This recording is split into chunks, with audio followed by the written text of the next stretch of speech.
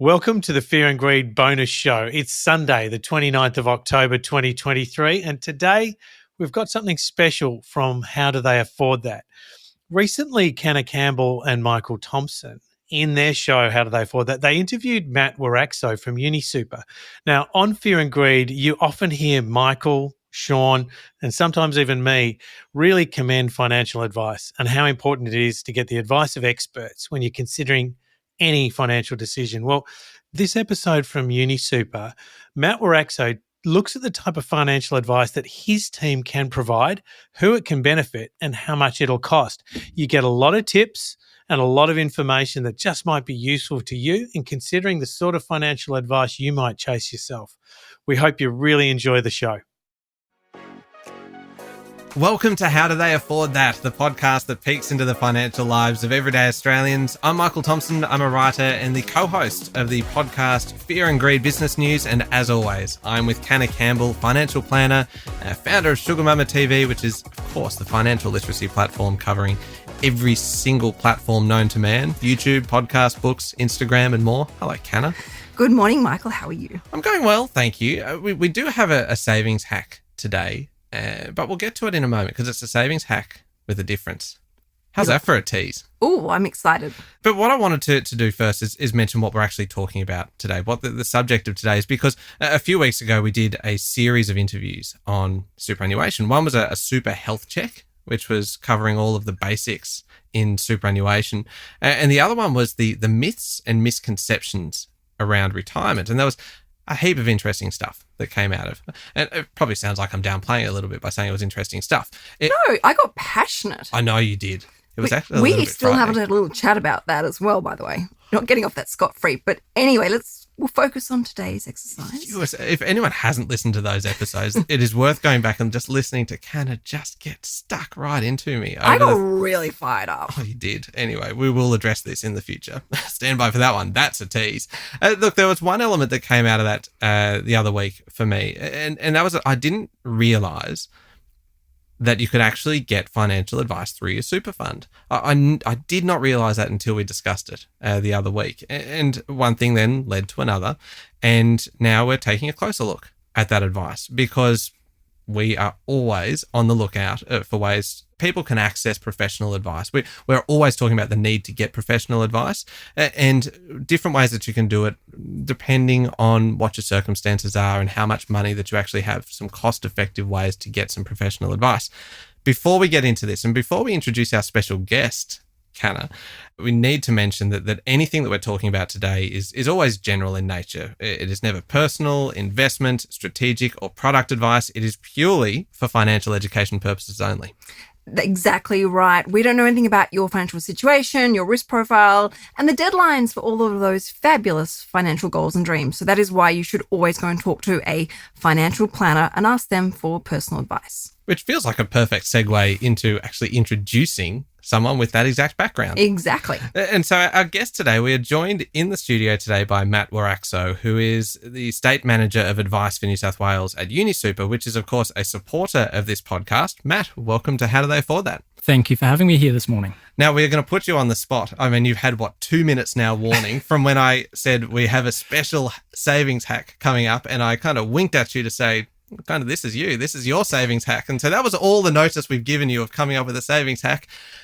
Have you got one for us now, having said all of that? Have you got a bit of advice for people to actually save a bit of cash? I do. So I've got 3 young children at home, and so we're always on the lookout, my wife and I, for some saving hacks. Mm-hmm. So what we do regularly is log on to our state government app. So New South Wales, we've got the Service New South Wales app. Ooh. And there's always different rebates and savings on offer for residents.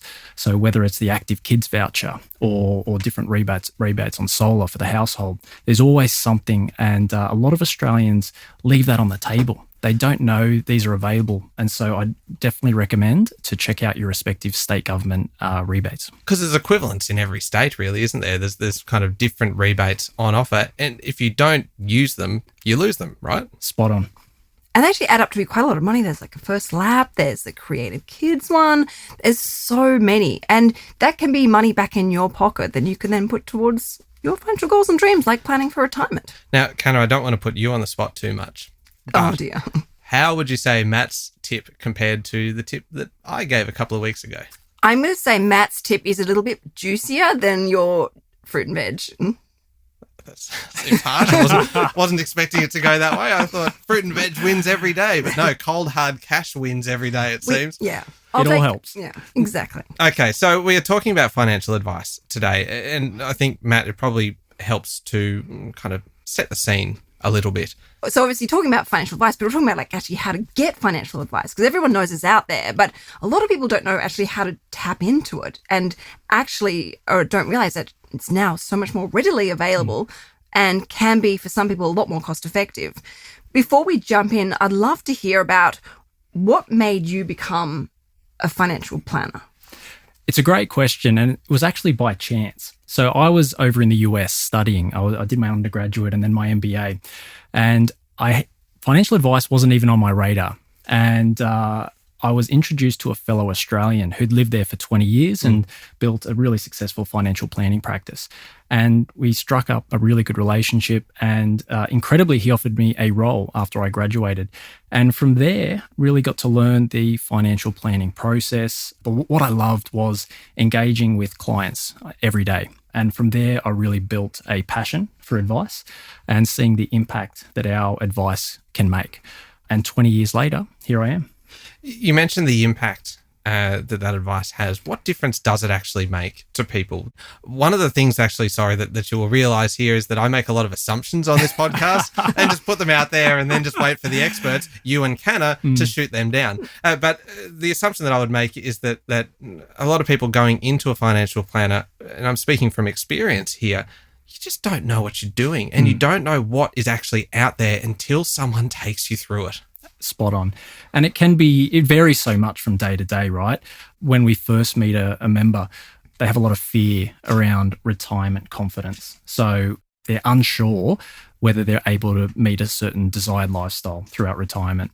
And what we do is really provide an understanding. They want to be heard. Yeah. And really, an advisor's place is really to listen first and foremost, get a really good understanding of what their current position is. And then really from there, really talk about ways to improve their situation and ultimately, hopefully make their dreams come true. And that's not just in retirement necessarily, isn't it? That is then along the road to retirement. Absolutely. Even our young members. So whether that's buying their first car or, their first home or trying to get the certain amount of insurance that meets their needs. There's so many different aspects throughout different milestones.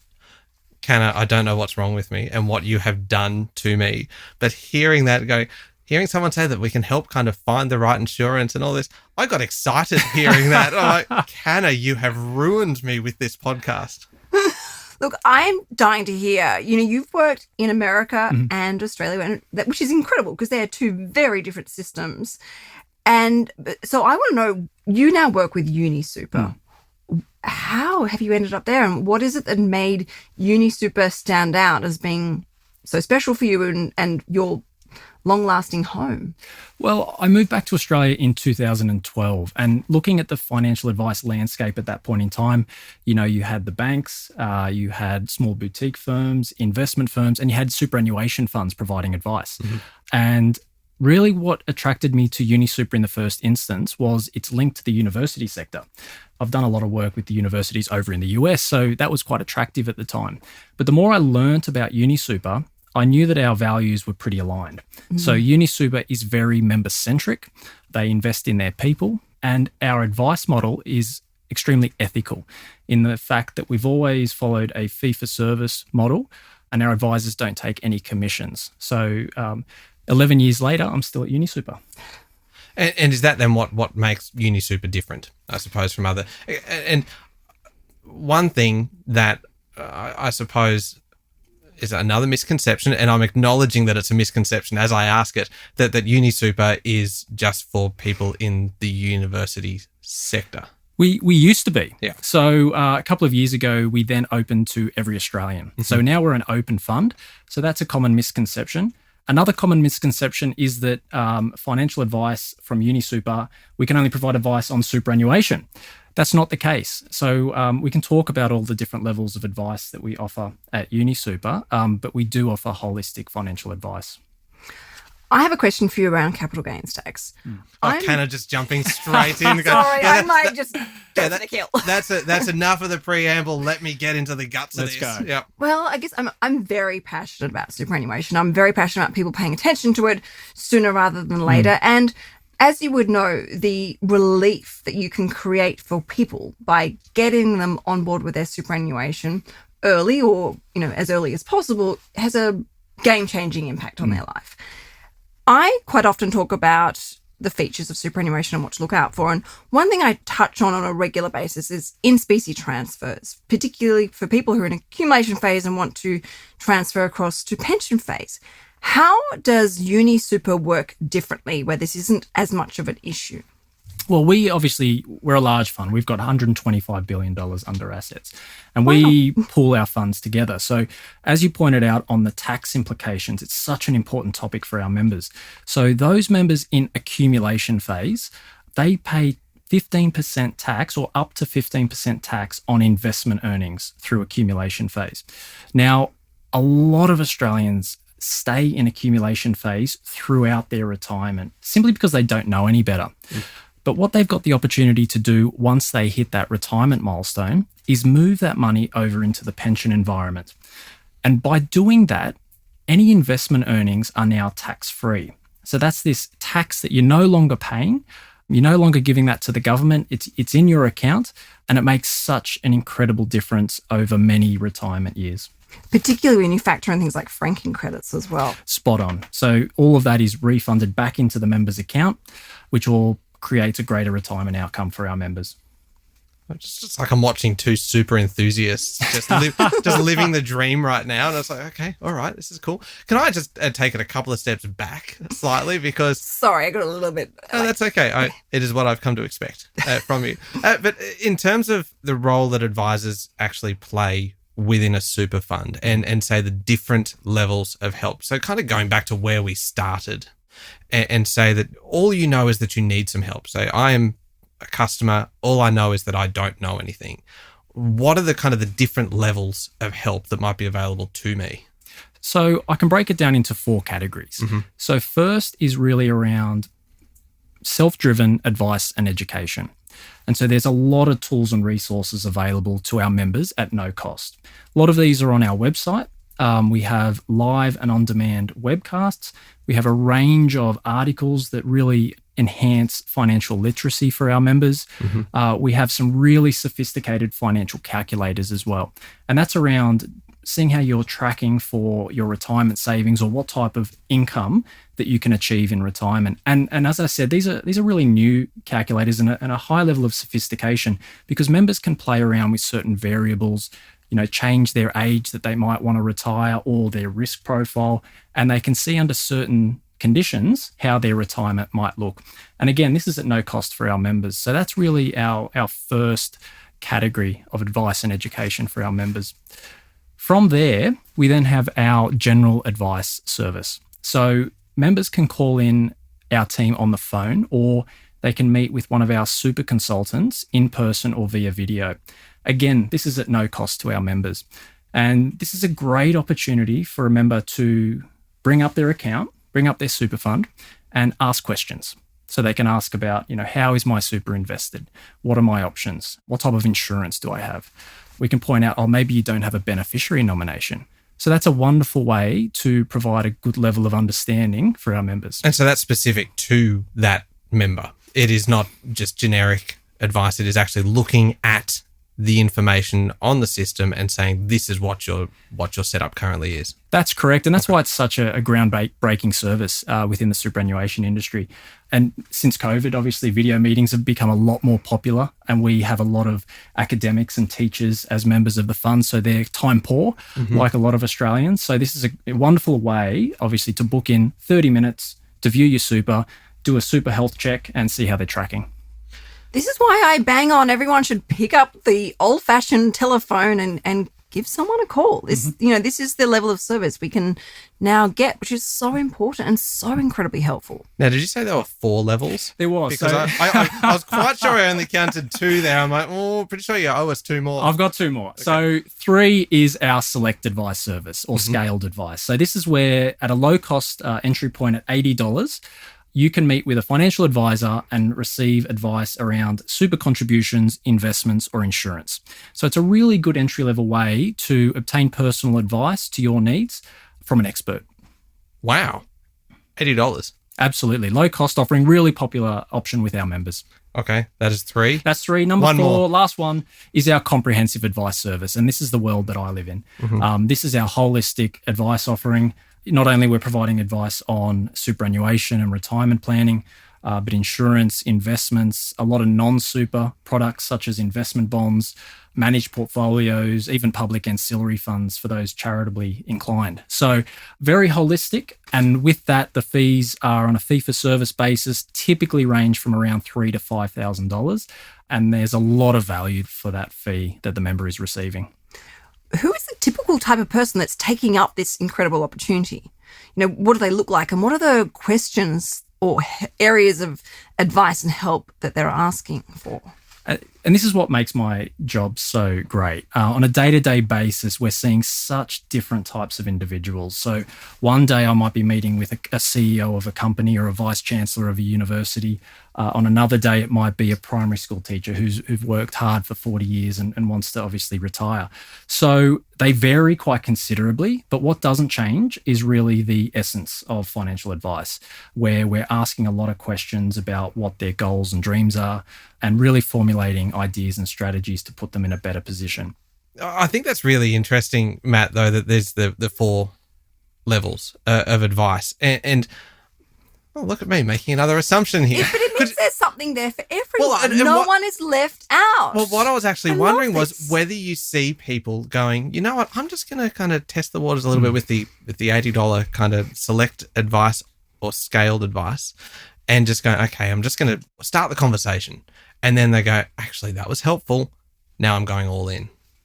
Absolutely. And that's very common. And when a member starts asking questions, we actually encourage them to first go through our super consultant service, that complimentary service. So no cost, you can get a really good understanding for where your current position is. And from there, you can get triaged either into the select advice service at low cost, or if you've got more complex needs, straight into the comprehensive service. This is fascinating. It's brilliant. Anyway, we have a lot more questions and you look at Kanna and you just see she's twitching a little bit. She wants to get into the detail here. I'm actually feeling, there you go with your assumptions. I'm actually feeling incredibly proud right now that we can let everyone know about this, because I'd say 80-90% of people don't know this exists. Well, I didn't. Well, there you go. But then again, we have seen the depths of my ignorance on some topics, haven't we, Kanna? We'll come back in a second. We need to take a quick break, but I want to talk about risk profiles. I want to talk about some of the different investment choices that are available within funds and basically how you help people to that point, the questions that you are asking and really what somebody can expect when they do pick up the phone and what the end result might be. But we'll come back in a second to do that.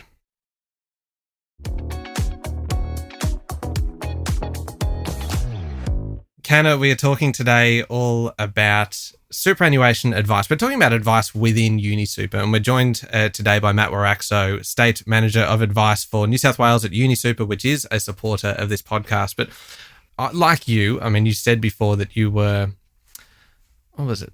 You weren't taken aback. I've forgotten the word, that you were amazed. Proud. Proud. Yeah, you were proud to be able to kind of bring this kind of information, because it is something that people do not realise, the level of advice that is available within super funds these days, and particularly, obviously, because we're speaking to you, Matt, within UniSuper. We talk a lot. No, we don't talk a lot. Kanna talks a lot about risk profiles on this podcast. And when you're dealing with members, when you are looking at their super, how do you actually establish what their risk profile is? It's a bit of a journey, and it's such a great question, and it's so important, as Kanna said. So firstly, we start with their current position. So I've listened to a few podcasts now, Canna. I know you said that a lot of Australians are defaulted into the typical balanced option. So what does that actually mean? So that typically means there's a bias towards growth assets like Australian shares, international shares and property, and a low weighting to defensive assets like cash, term deposits and bonds. So we want to get a good understanding and provide some clarity to members around where their current position is. From there, we want to start some dialogue around risk and their willingness to take on a certain level of risk and how that impacts their financial goals. So some of the questions that we ask, firstly, we want to get an understanding of what stage of life they're in. Mm-hmm. So are they an early accumulator, or are they in their peak earning years, or are they preparing for retirement or even retired? An early accumulator, I'm assuming, is someone quite early in their working career. Correct. Okay. Yeah, maybe they're single with few financial commitments, or they're starting to have a family. Yeah. So absolutely. Okay. What are the available investment choices then for the individual risk profiles? So UniSuper provides a lot of flexibility, and there's really two categories of investment options at UniSuper. So there are the pre-mixed options. So we've got 7 pre-mixed options with a variety of different risk profiles, from conservative all the way up to high growth. And really, what differentiates these pre-mixed options are around the asset allocation. So for a conservative pre-mixed option, it might have 70% in defensive assets and 30% in growth assets. And then at the high growth option, you've got 100% in shares and property or growth-oriented investments. So you can see the different scale of risk that you might be taking there. So with our pre-mixed options, that's what we've got. And then we've got 9 single sector options, which specialize in individual asset classes. So you might have cash or Australian shares or listed property. And so what we find are the pre-mixed options are there really to set and forget for our members. Mm-hmm. So if they have a really good understanding of their risk profile, they can choose one of these pre-mixed options and obviously set and forget. And by set and forget, they should actually revisit it from time to time because their risk profiles can change over the years. Singing off the same page. Oh, goodness me. And then there's the single sector options are more of a DIY approach and probably need a bit more monitoring and supervision over the years. But they can be really tailored to an individual's needs. How do you decide, or how do these members decide on making that change? Because it feels like a big thing to do, to actually go, you know what, my risk profile is this, I'm actually going to make this change and go to perhaps higher growth, or what are some of these factors that people are actually taking into account then? Is it kind of more weighted towards their stage of life in terms of, if I'm kind of focused on this, the early accumulators, as you mentioned before, is really the amount of time that they've got before they get to retirement, one of those really key factors as to what is going to drive them or push them towards a particular class? Absolutely. And if you think about a 30-year-old, they're not going to be able to touch their superannuation for 30 years. So their investment time horizon is significant. So they might be willing to take on, this is generalizing of course, but they might be willing to take on higher risk for a potential higher return over time. Now, taking on higher risk comes with potential volatility, but riding that over a 30-year period, they might be willing to do that. Okay. What are the steps? Like, how do I access this? So if I'm someone who has been wanting to get advice for a really long time, overwhelmed, confused, and just feeling a little bit insecure perhaps, how do I tap into this? Where do I find you and your wonderful team? Step 1 is really visiting the UniSuper website. Look at the tools and resources there. From there, you can phone us. Let's have a chat. We can look at, obviously, discuss your investment options, book in a time with a superannuation consultant. That's key. That's, again, there's no obligation there starting with a superannuation consultant. It's no cost. And from there, if you feel like you are craving more information, more tailored personal advice, then we can absolutely book you in to sit in front of one of our advisors. And sorry, I feel like I now go backwards. Like we kind of make so much progress, and then I take about 3 steps back to clarify something I heard about 20 minutes ago. But no, just on the depths of the advice and the level of the advice that you can give, because I suppose this might be a misconception that because it is accessing advice within UniSuper, in the end, though, you do have the interests of members at heart. And here's probably the big question. If it was in somebody's interest to have their money somewhere else, could you advise them to take their money to perhaps another fund? It's such a great question, and absolutely. Individual advisors have a member's best interest duty, and there has to be a significant benefit to move that super or put them into a certain product. We ask a lot of questions from our members around product preferences. So we need to ensure that that aligns to a certain recommendation on a product. So yes, in some cases, even as a UniSuper employee, I'm not recommending UniSuper as the fund of choice. And people would be surprised by that, but it absolutely comes back down to member best interest. Thankfully, UniSuper is such a great product with its low fees, great performance, and great service that, there is a strong argument there, but absolutely there are other products that are also really suitable for members. That's such important peace of mind, knowing that you are getting honest advice that is truly aligned to your individual needs, and that you're upholding everyone's best interest and there's no conflict there. That's essential.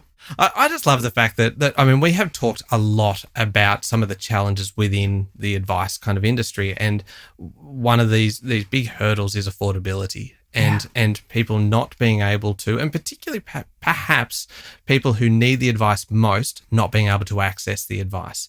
And the fact that there are that kind of the 4 levels of advice is something that looking at it from an outsider's perspective, that is pretty encouraging. Absolutely. It's what UniSuper's goal is to educate and provide financial literacy to all our members. So where cost is a barrier for a lot of Australians, we have these services available. You look very happy, Michael. Look at the glow on your face. Well, I am happy. I'm happy because I know that you'll be happy now hearing all of this. And basically, if you're happy, it means that I'm less likely to get in trouble for saying something that is mildly ignorant at one point. Give it a couple of minutes. I'm sure you will say something. Thank you. Matt, thank you so much for joining us today. It's been my pleasure. Thank you for having me. Thank you for sharing everything. That's such important information and so helpful to so many people who really do need it right now. That was Matt Waraxo, State Manager of Advice for New South Wales at UniSuper, which, as we have mentioned multiple times, is a supporter of this podcast. It feels like we have actually covered quite a bit of ground and about a topic that we have talked about on a number of occasions, but I feel like there's been a lot of clarity provided today. The fact that within UniSuper, that there is the opportunity for advice, and that there is those 4 levels: the self-driven advice and education, particularly kind of via the website and the information there, the general advice service, the select advice or scaled advice, which, as I have mentioned 40 times now, is just $80, which I just find fascinating, and then the comprehensive advice, which is obviously the more kind of detailed offering, where there is a greater depth of advice available. We talked as well about risk profiles and about the process that Matt and your team that you go through in order to establish somebody's risk profile, and really the questions, a sample of the questions that are asked when you are looking at somebody's risk profile, and then some of those investment choices that are available based on the risk profile, and then how you kind of weigh up making the change and the level of advice. And I do come back to that final point that you made, Matt, that really it is advice with the member's interest at heart, which I think does an awful lot in terms of, as you said, Canna, that it gives peace of mind heading into a conversation like this, that it is your money, and the advisors are going to be giving you advice that are going to look after your money best. Absolutely. And I do truly believe it is life-changing. The advice that you can get benefiting you right now, but also well into the future. And that peace of mind knowing, okay, I've got a plan. I know how to stick to it. We can make some reviews and adjustments when need be. But I'm doing the best thing I can do with my resources, and I'm making smart, intelligent decisions with my hard-earned money. All right, Canna, how do we find you? The best place to get in contact with me at the moment is Instagram at Sugar Mama TV. You can shoot me through a DM and I'll come back to you as soon as I possibly can. And you can hear me every day with Sean Aylmer on Fear and Greed, Australia's best business podcast. Thank you very much for listening to How Do They Afford That? Remember to hit follow on the podcast, and please leave us a review too. We love seeing good reviews. Next week, we are talking about ADHD and money. It is a topic that we have been asked to do by a few listeners who have gotten in touch, and it is going to be a really interesting conversation. Don't miss it.